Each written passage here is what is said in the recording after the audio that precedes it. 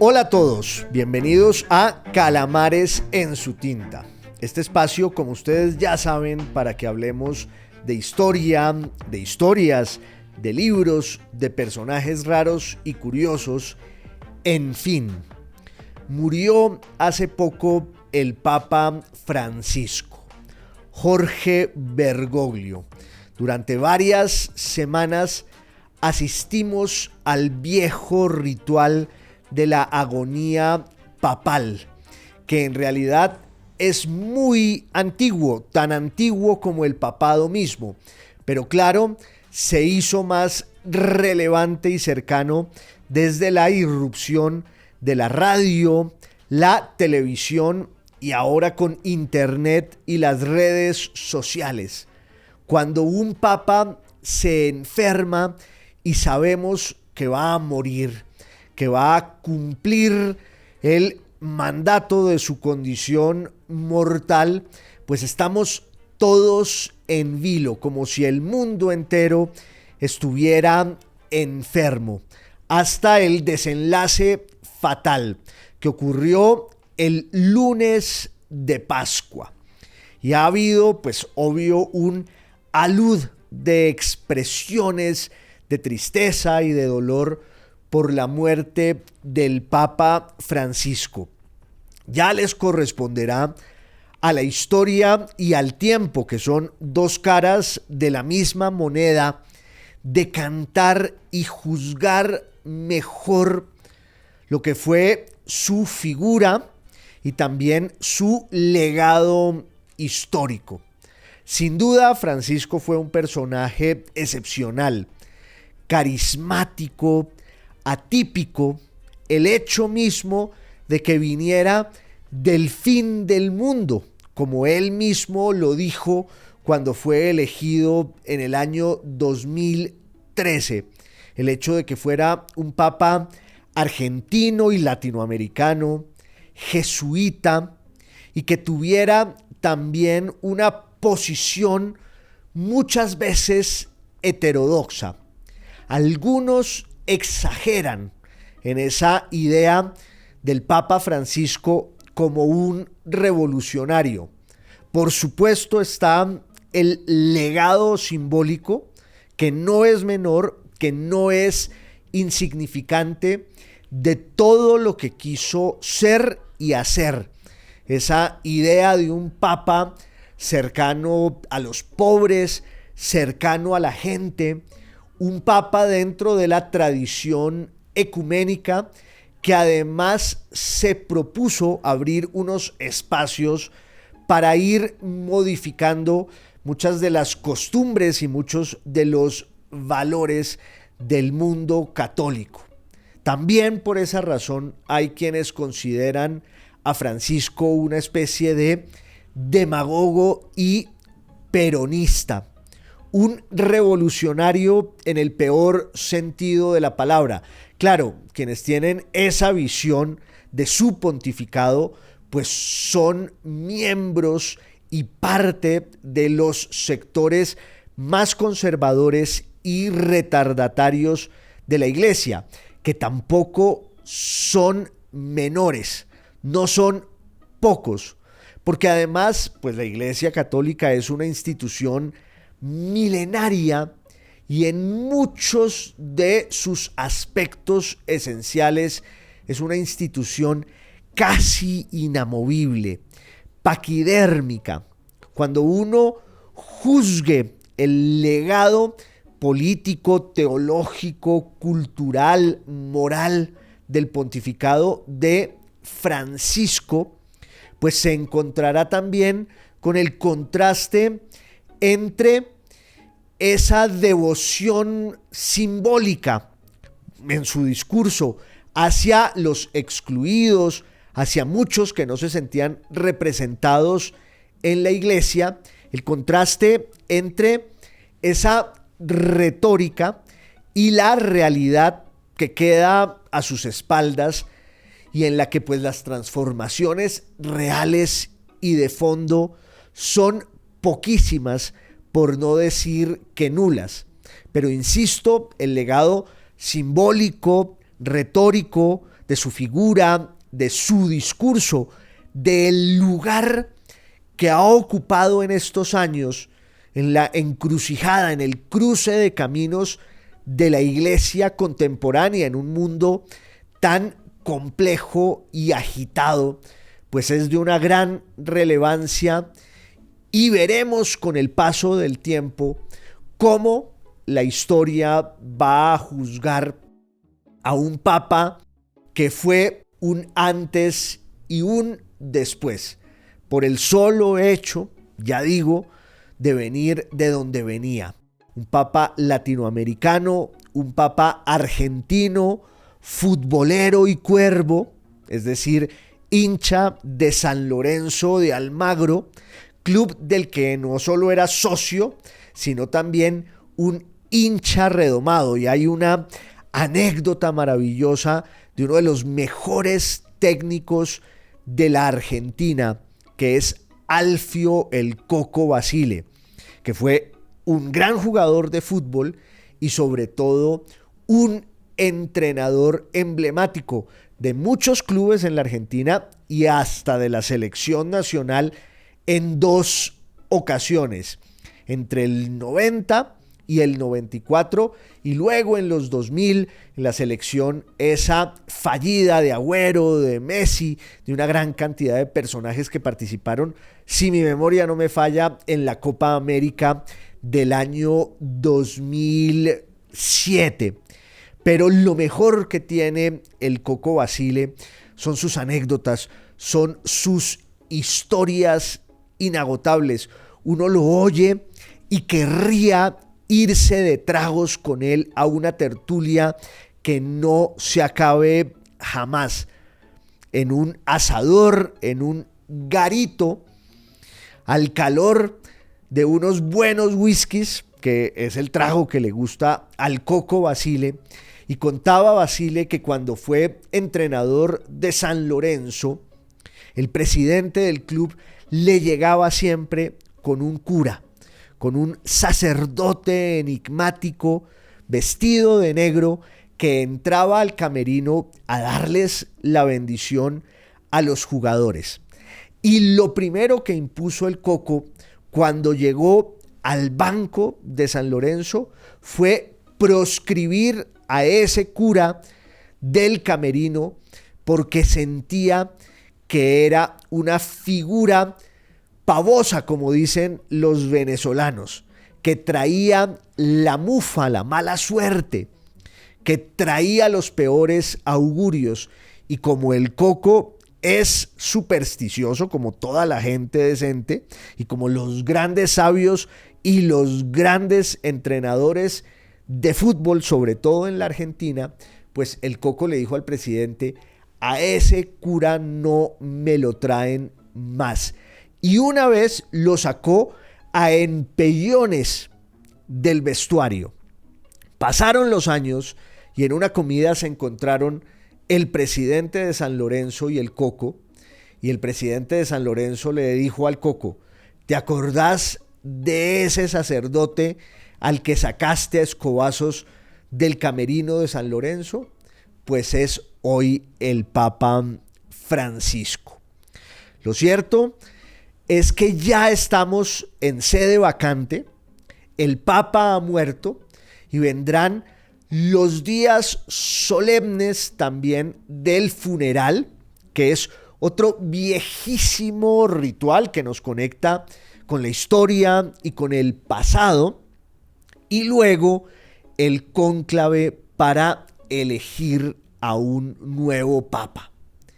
Ese momento es también fascinante.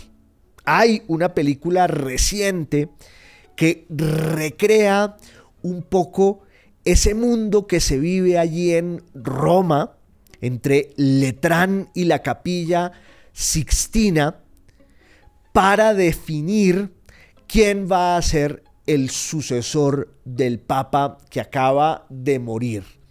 A papa muerto, papa puesto, parece ser el lema. Y pensamos que ese ritual, que esa institución del cónclave, está reglamentada desde hace muchísimo. Porque claro, como sabemos que el papado es una institución tan antigua como el catolicismo mismo, pues tenemos la convicción de que desde el primer momento el método para elegir al sucesor de Pedro es más o menos el mismo. Y resulta que no.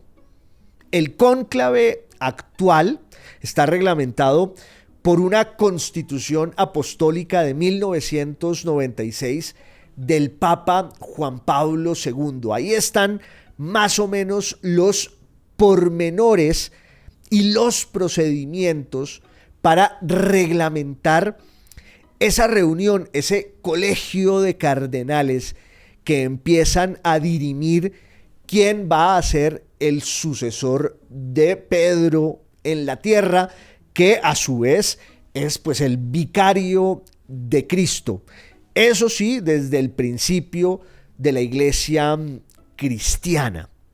Y ahí hay un pulso feroz de poder, porque realmente el poder del Papa es enorme. No hay que olvidar que el Papa es no solo un jefe espiritual, sino también y sobre todo un jefe de Estado. El papado es una monarquía electiva de inspiración divina, una de las pocas que quedan con esas características, pero además no hay otra que tenga su relevancia y que tenga sus alcances. Además, hay también un contraste abismal y maravilloso entre el poder territorial del Papa en su estado, que es el Estado del Vaticano, una ciudad dentro de la ciudad, una ciudad dentro de Roma y un país dentro de un país dentro de Italia. Los límites de esa circunstancia quedaron fijados en el concordato del siglo XX, el concordato que, entre otras cosas, se hizo en tiempos del fascismo, porque desde 1870, cuando la unificación italiana llega a Roma, cuando los guerrilleros, por llamarlos de alguna manera, del Estado italiano, de la monarquía italiana, entran a Roma y doblegan a Pío IX, que nunca aceptó la legitimidad del Estado italiano, pues obviamente todos los dominios y todo el poder territorial de la Iglesia se vieron restringidos y confinados a ese espacio de San Pedro y sus alrededores, la ciudad del Vaticano. Eso fue luego lo que se reglamentó en el concordato para darle al Papa una especie de compensación política, moral y económica por las pérdidas que la Iglesia había sufrido con la creación del Estado italiano. Durante mucho tiempo, la monarquía italiana, el Reino de Italia, y luego ya desde 1946, la República Italiana. Pero entonces hay un contraste enorme entre el poder territorial, ahí restringido y muy pequeño, del Papa como dueño y señor del Estado del Vaticano, y luego, pues, todo el pueblo sobre el que gobierna, que no es sino el de la Iglesia Católica, la congregación de todos los católicos del mundo, valga decirlo así, en términos casi paradójicos. Y entonces, cuando viene un cónclave, todo el mundo está en vilo, pendiente de lo que se decida allí, porque la elección del nuevo Papa es en realidad el espaldarazo y la unción de un monarca, de un jefe de Estado. Desde 1914 se estableció también la figura esa del humo blanco. Ya se prendía una hoguera, y eso está documentado a lo largo del siglo XIX, pero la hoguera solo era la expresión de que no había habido un consenso y una elección legítima de alguno de los candidatos que barajaran el cónclave, el colegio de cardenales. Pero en la elección de Benedicto XV en 1914 se estableció ese nuevo simbolismo del juego, el diálogo entre la llamada fumata nera y la fumata bianca. El humo negro, cuando el cónclave no ha decidido quién va a ser el nuevo papa, y luego la humareda blanca, que es la señal que les dice a los fieles que están allí congregados en San Pedro y al mundo entero que hay un nuevo papa, habemus papam. Y entonces sale esta especie de monarca místico a saludar a su grey y le da la bendición, porque, repito, el poder que tiene es enorme.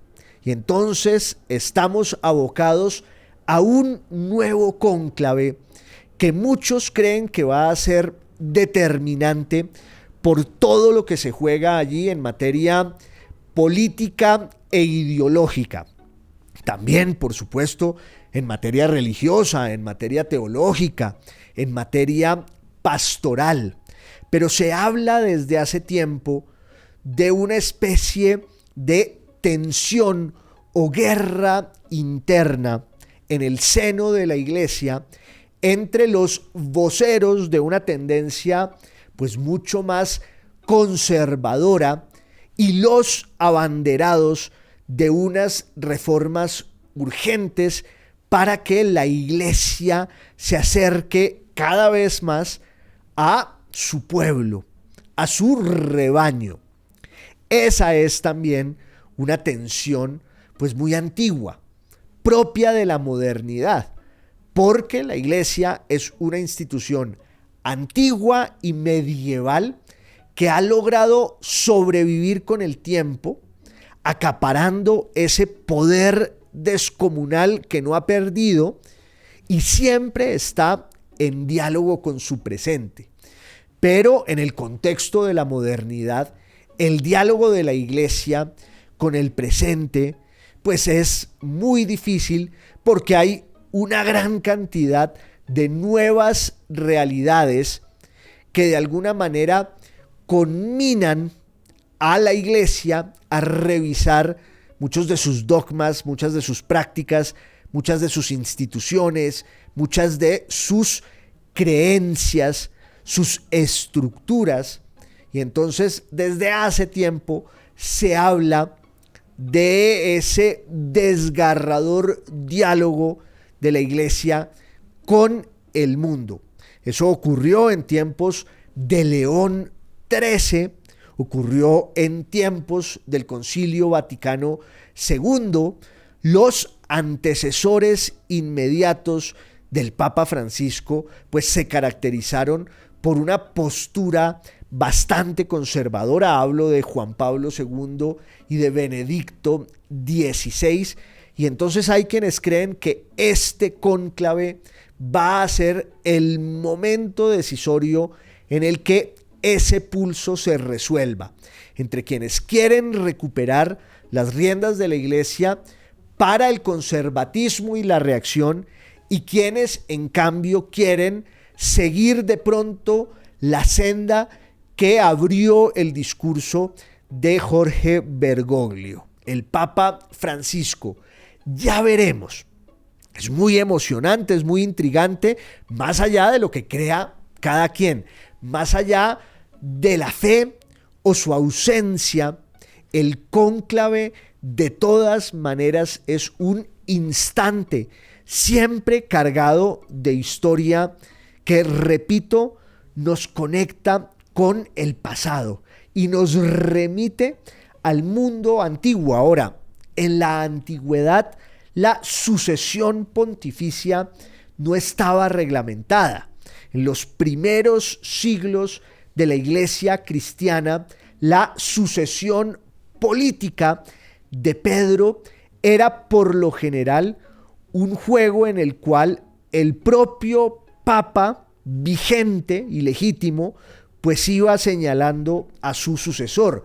Ya en el siglo IV eso empieza a cambiar cuando la Iglesia pues va a empezar su gran alianza en tiempos de Constantino con el imperio, y también se van dando los grandes concilios en los que se van fijando no solo los dogmas esenciales del catolicismo, sino también muchas de sus estructuras políticas y administrativas que por supuesto venían de los orígenes mismos de la Iglesia cristiana, que era sobre todo una estructura de supervivencia bajo la persecución del imperio en los 3 primeros siglos de la historia cristiana. Hablo del Imperio Romano, pero luego la Iglesia se funde con ese imperio y va a ser incluso su reemplazo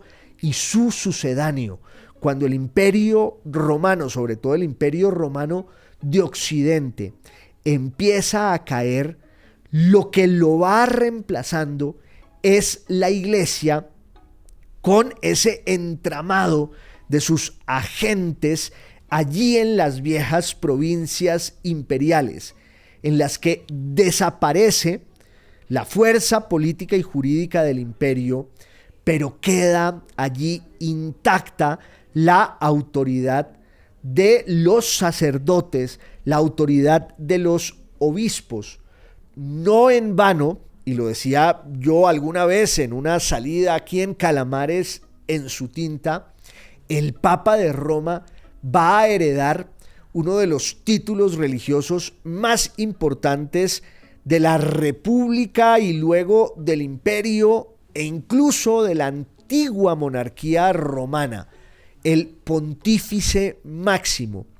Ese título que luego van a tener los emperadores de Roma, cuando se cae el Imperio Romano de Occidente, pues lo va a heredar y lo va a recoger el Papa, en un contexto de gran incertidumbre, porque se están dando las grandes invasiones de los pueblos bárbaros, de los pueblos germanos, que al final pues van a dar al traste con la autoridad del Imperio Occidental, y va a haber un largo interregno en el cual la legitimidad y la esencia y el espíritu de lo que llamamos la cultura occidental, para empezar con su idioma, el latín, todo eso va a pender de un hilo y lo va a salvar y lo va a rescatar la Iglesia. Pero también empieza a darse un enfrentamiento latente entre el poder territorial de los señores feudales, que son los que quedan allí en las viejas provincias del Imperio Romano, en las que además se va a dar un mestizaje entre el elemento latino y mediterráneo y el elemento germánico de esos pueblos que se asientan en parte de lo que hoy llamamos Francia, en Italia, en España, por supuesto en el norte de Europa. Y al principio, en términos políticos, lo que había era unas soberanías allí fragmentadas, unidas solo por la cultura, la lengua, el latín y por la fe que administraba la Iglesia, cuyos representantes pues tenían un poder universal que contrastaba con el de los señores que estaban allí y que van a ser el germen y la raíz de unas monarquías que irán creciendo con los siglos, en todo el mundo medieval, en el siglo VIII, en el siglo IX, en el siglo X, cuando ya aparece un pueblo muy fuerte en lo que hoy llamamos Francia y en parte de Alemania, que es el pueblo de los francos, hasta que en un momento dado un papa, que es León III, escoge como emperador de Europa en la Navidad del año 800 a un personaje que se llama Carlos, hijo de Pipino el Breve y nieto de Carlos Martel, un mayordomo de los francos, un soldado que había derrotado a los musulmanes, a los árabes que trataron de entrar desde España a lo que hoy llamamos Francia, y entonces había también como una herencia simbólica, cultural y religiosa en ese pueblo de los francos, que es el de este personaje que en el año 800 va a ser escogido por el Papa como emperador de Europa, Carlomagno, nada menos y nada más, que va a rescatar ese viejo título diluido y desaparecido, el título del emperador, que en Occidente pues se fue borrando y que renace en el siglo IX, en el siglo X.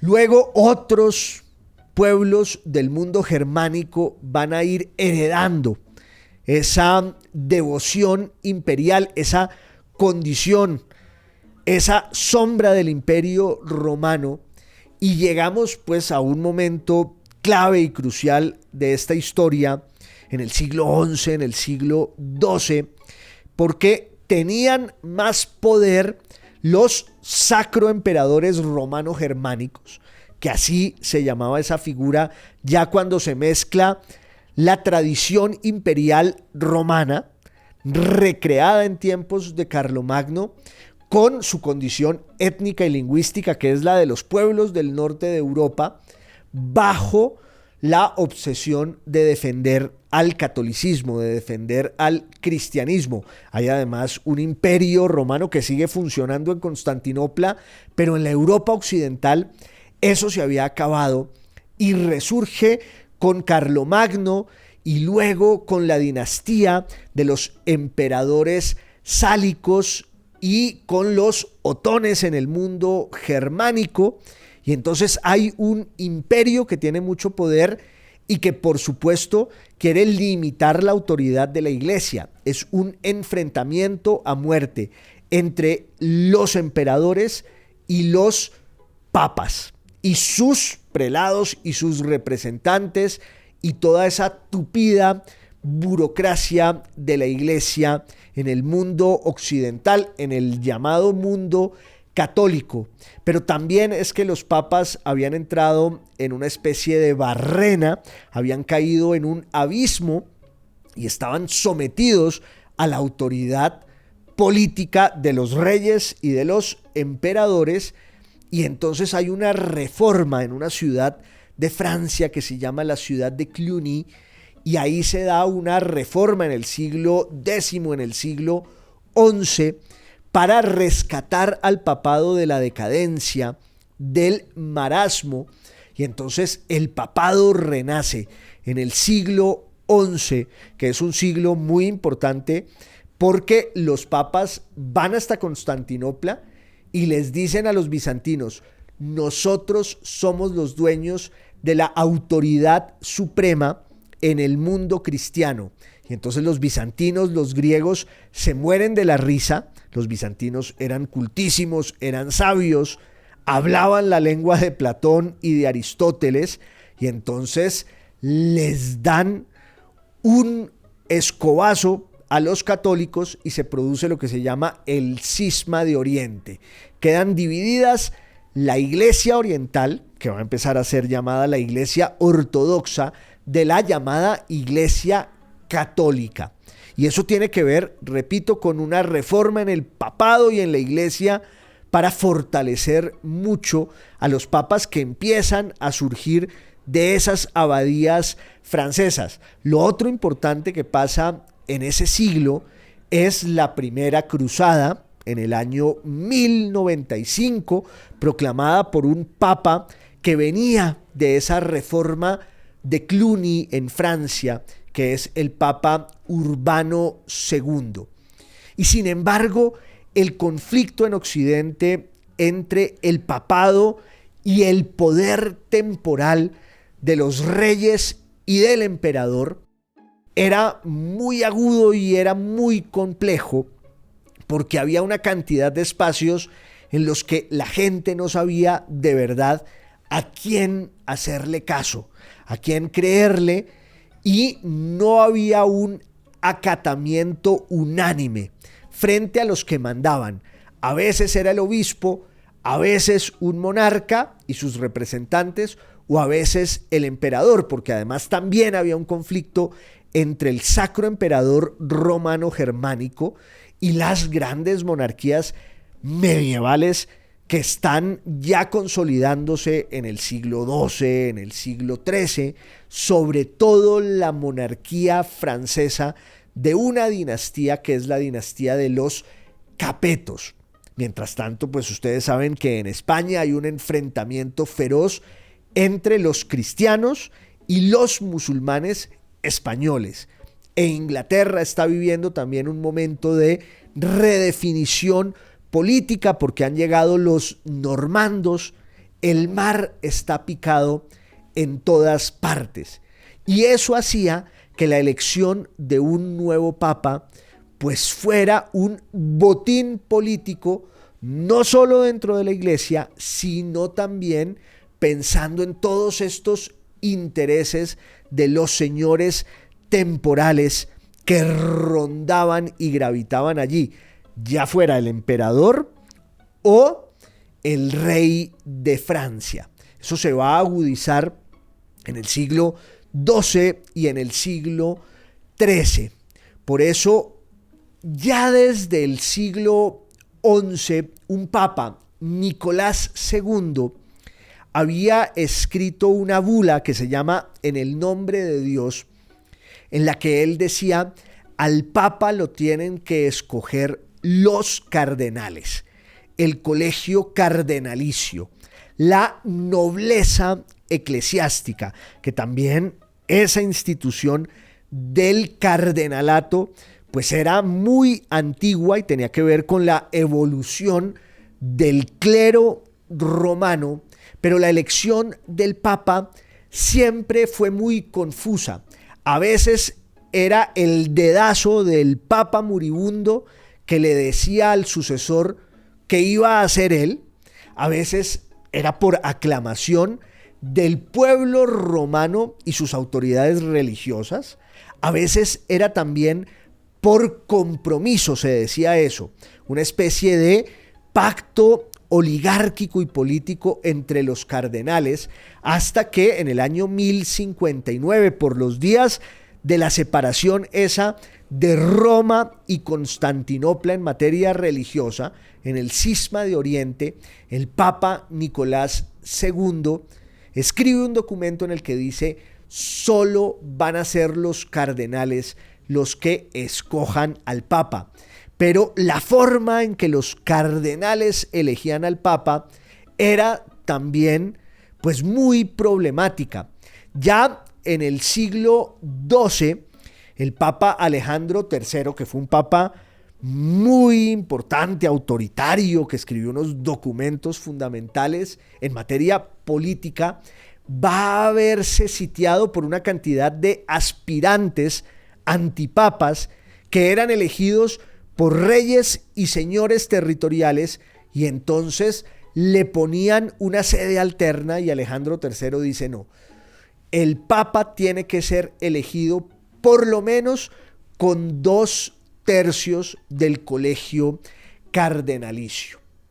Y ya cuando entramos en el siglo XIII, que fue un siglo también importantísimo, porque ese siglo empieza con la Cuarta Cruzada, en la que los cruzados van a llegar no a Tierra Santa, sino a Constantinopla, y la van a saquear.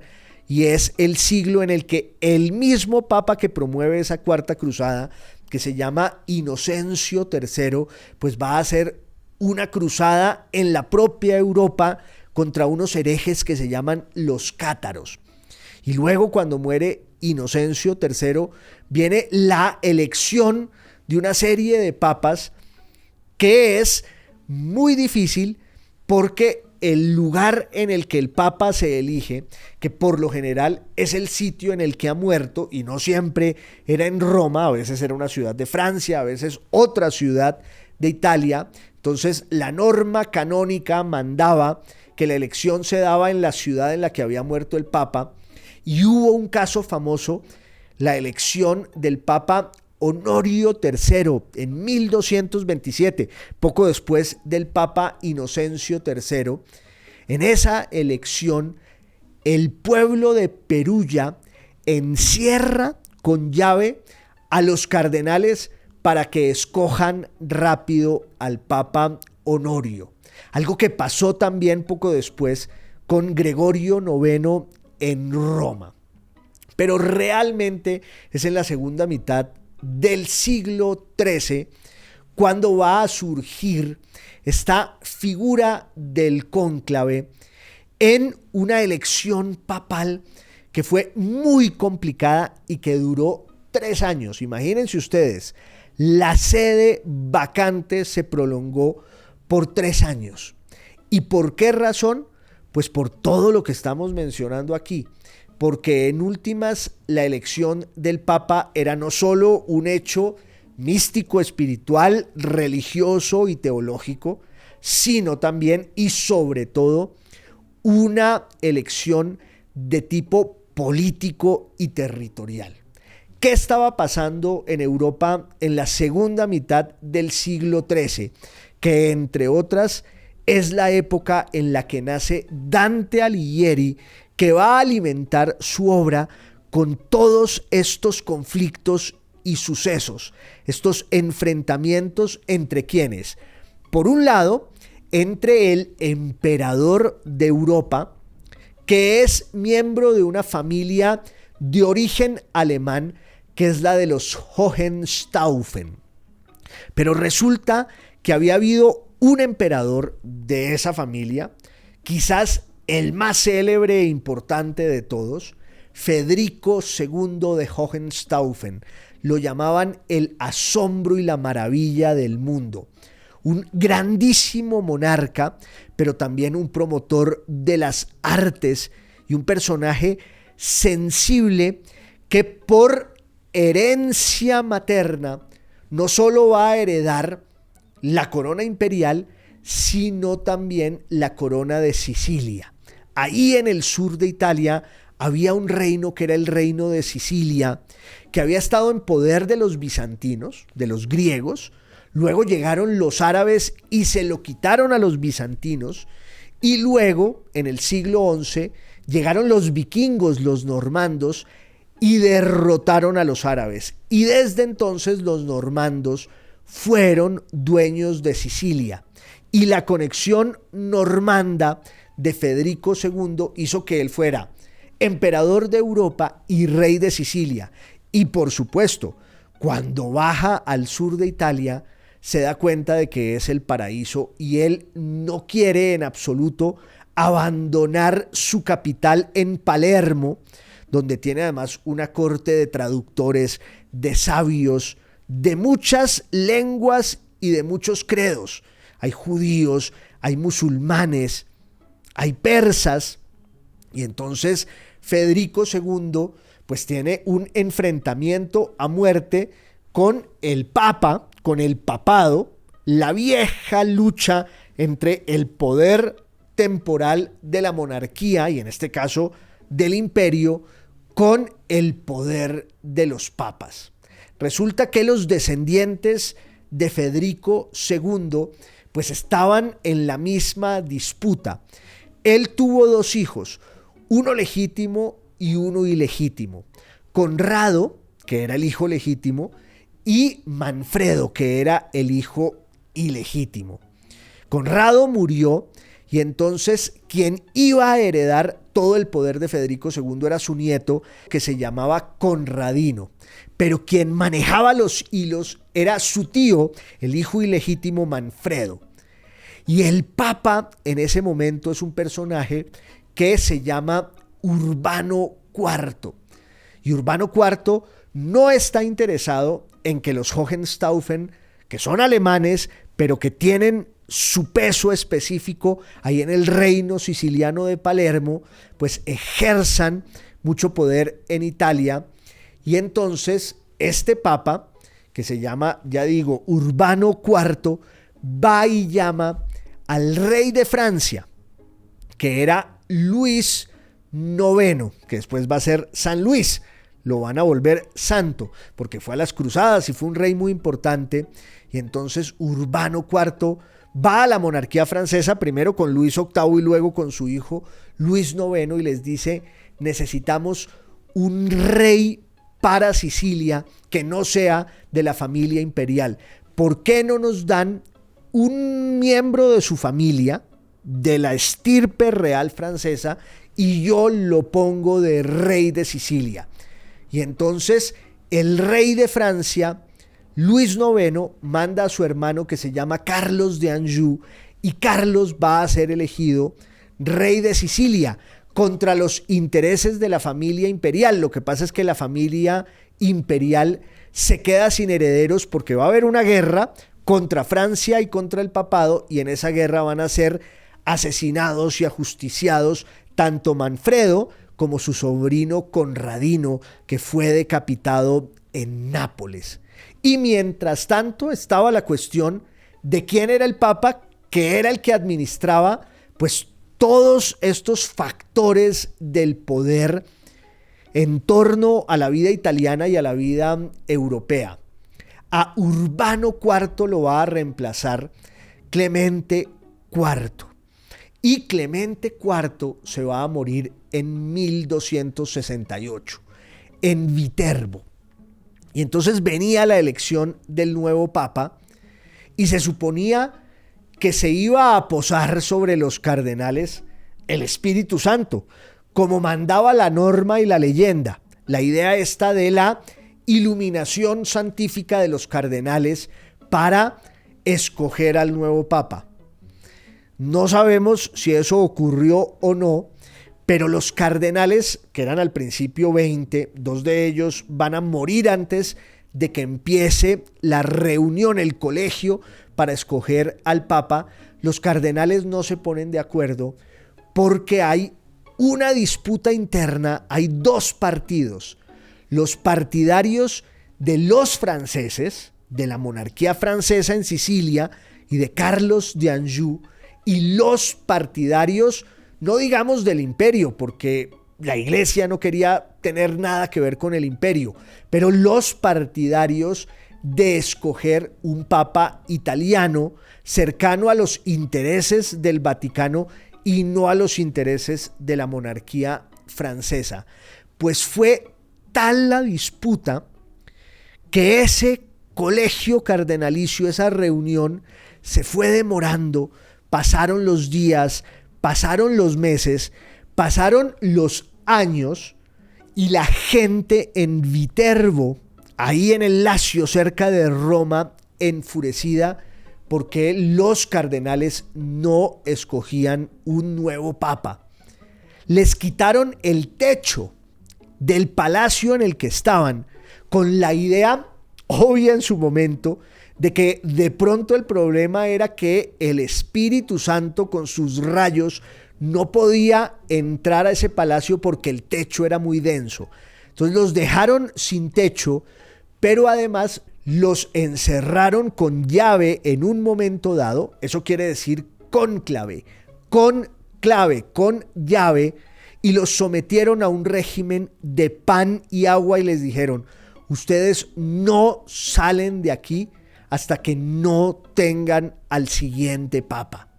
Eso fue ya en 1272. Los cardenales tuvieron que escoger un grupo pequeño entre ellos, un grupo de compromisarios, y eligieron a ese papa que se va a llamar Gregorio X, un italiano, Teobaldo Visconti, que llegado al solio de San Pedro, elegido papa, elegido pontífice, dice, bueno, de pronto este método de encerrar con llave, cum clave, cónclave, a los cardenales funciona muy bien. De pronto lo que hay que hacer es someterlos a ese régimen de pan y agua, muy poco vino y cada vez más privaciones para que la elección no se prolongue hasta que ellos quieran. Y entonces él escribió un nuevo documento que creo que se llama Ubi Periculum. Y en ese documento el Papa reglamentó los pormenores y procedimientos del cónclave. Eso ha ido cambiando con el tiempo, pero realmente muy poco.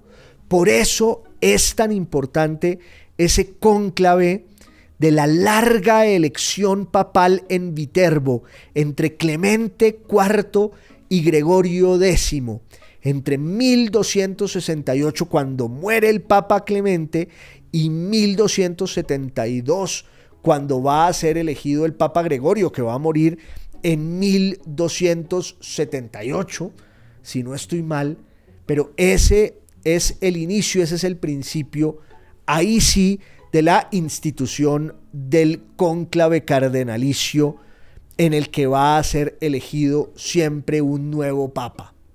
El método de elección siguió repartido muchas veces entre la aclamación, el compromiso, el acuerdo de los cardenales y luego la votación secreta, que fue ya lo que se estableció desde el siglo XVI y que sigue vigente hasta hoy. Los cardenales en una papeleta ponen el nombre de aquel que ellos creen que habrá de ser papa. Tiene que ser cristiano bautizado, tiene que ser hombre, tiene que ser mayor, no siempre tiene que ser un cardenal, porque además el Papa es también el obispo de Roma. ¡Qué coincidencia! El Espíritu Santo siempre elige a uno de los cardenales que están dirimiendo entre ellos semejante cuestión. ¿Quién va a ser ese monarca que salga ungido de allí? Veremos qué pasa en este próximo cónclave. Pero el ritual desde el punto de vista teatral, político y literario es prodigioso y nos conecta con toda esta historia, con ese pasado que está teñido por la hipocresía, por el envenenamiento, por la intriga, por una gran cantidad de intereses que se juegan allá adentro hasta que surja esa voluta de humo blanco que nos anuncia la dicha máxima de que hay un nuevo papa, o por lo menos eso dicen los católicos. Yo quería que habláramos de la historia del cónclave, esa institución que veremos por estos días aquí en Calamares en su tinta, que es radio, es podcast y es video podcast. Hasta la próxima, un abrazo a todos. Boombox.